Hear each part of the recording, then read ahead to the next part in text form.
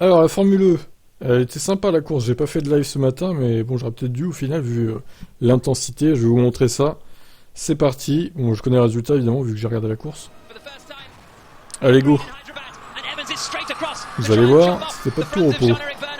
Donc, c'est pas une McLaren qui a gagné, hein. J'ai juste ça pour mettre un fond, mais c'est pas une victoire de McLaren, vous en faites pas. C'est pas pour vous spoiler. D'ailleurs, peut-être que si, c'est une victoire de McLaren. Peut-être que j'ai fait exprès en fait de vous spoiler. Oh là là.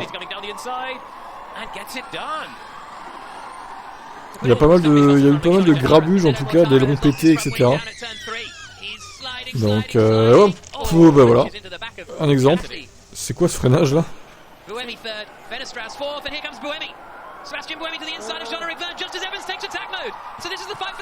Elle était très très sale cette piste en Inde là.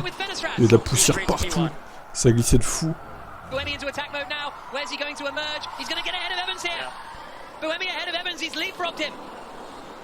Alors Jean-Éric Vergne en tête pour l'instant.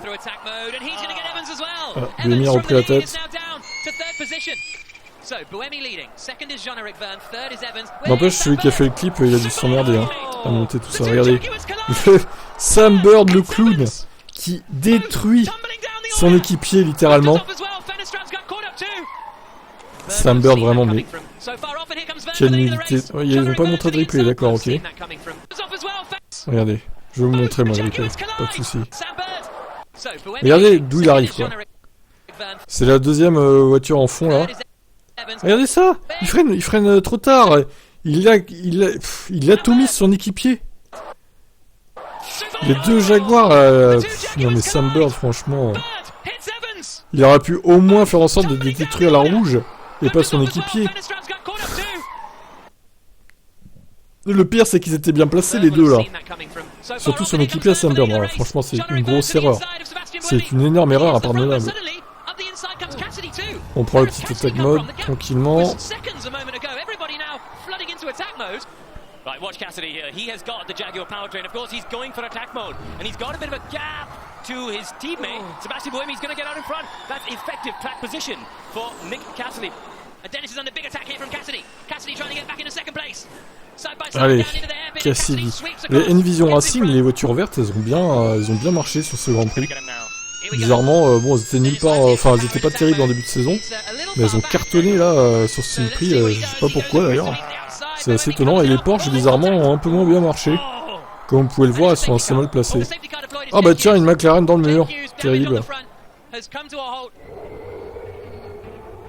Ah, j'ai pas compris honnêtement ce qui est arrivé à Jack Hughes là. C'est bizarre hein, comme crash là. Il a glissé la réaccélération. C'est une erreur bête en vrai. Elles sont pas si puissantes que ça, c'est pas des Formule 1 non plus quoi. Bon, il y avait tellement peu d'adhérence, faut dire. Oh bah tiens, l'autre McLaren, oh là là.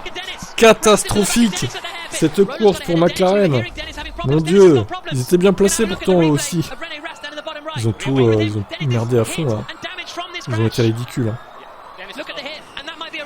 Donc ouais, les Porsche, bon, ils sont pas trop mauvais, hein, 5 et 7. Mais Verlaine est derrière son équipier cette fois. Donc bon bah ça va nous mettre un peu de piment au championnat tout ça. Voilà. Encore un coup derrière. Là. Attention Buemi. Non, c'est Cassidy qui attaque Vergne du coup. Les Envision qui sont très pressantes. Il reste 5 tours seulement. Est-ce que Jeff peut tenir?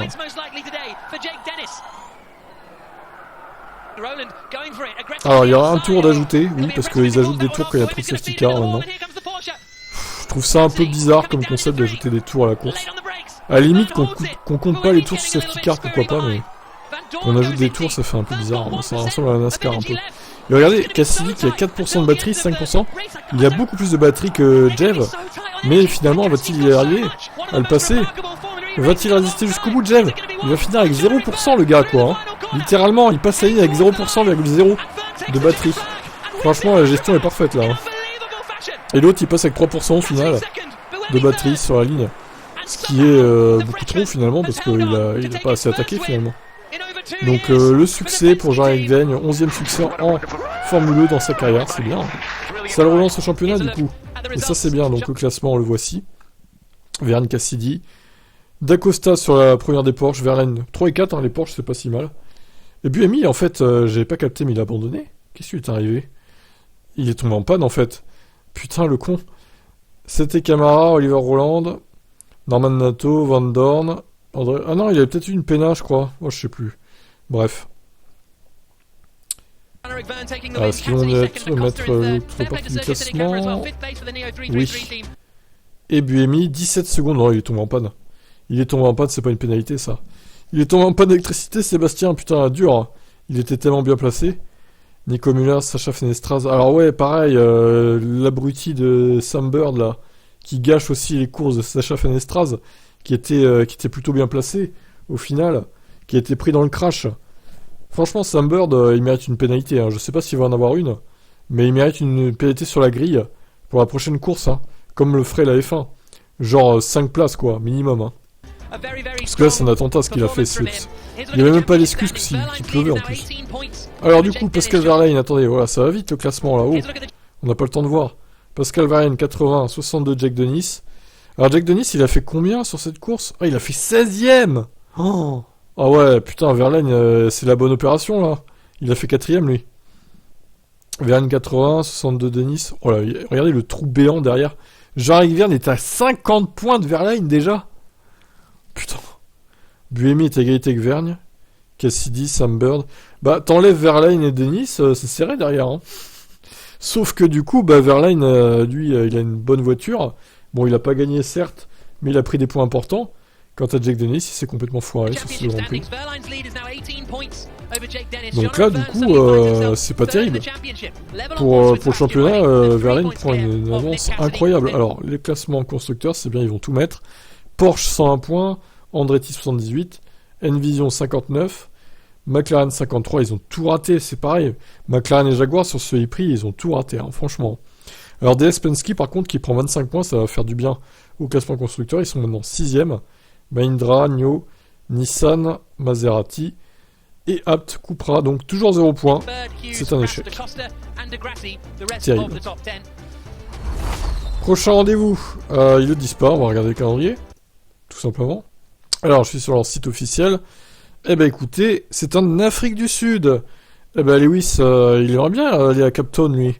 Ben la Formule 1 il va, donc il a qu'à changer de catégorie, hein, du coup, ma foi. S'il veut rouler en Afrique du Sud devant son public, il faut qu'il aille en Formule 1, Lewis Hamilton. Donc en plus il a le temps, hein. Ah bah non, c'est en plein dans les essais privés, merde. Il pourra pas du coup. Bon, il a qu'à confier la voiture à Russell et puis à Mick Schumacher, c'est rare. Donc la course sera à 15h, le samedi 25 février du coup. En plein pendant les essais hivernaux de la dernière journée de Bahreïn. Terrible. Quoique, ça sera presque fini, je crois. Très bien. Bah écoutez, alors je ferai quoi? Je ferai peut-être une diffusion si c'est... ouais, je ferai peut-être une codiffusion. Hein. Du coup, on parlera des essais privés hivernaux qui vont se terminer, je pense, vers 16h30, 17h. Faut voir. Et on diffusera la course. On parlera de la course en même temps. On commentera ça. On fera les deux en même temps. Bah écoutez, voilà. Le rendez-vous est pris en tout cas. Pensez à vous abonner au Twitch, etc. C'était sympa en tout cas cette course en Inde là. Qu'avez-vous pensé de ce e-prix? Ciao.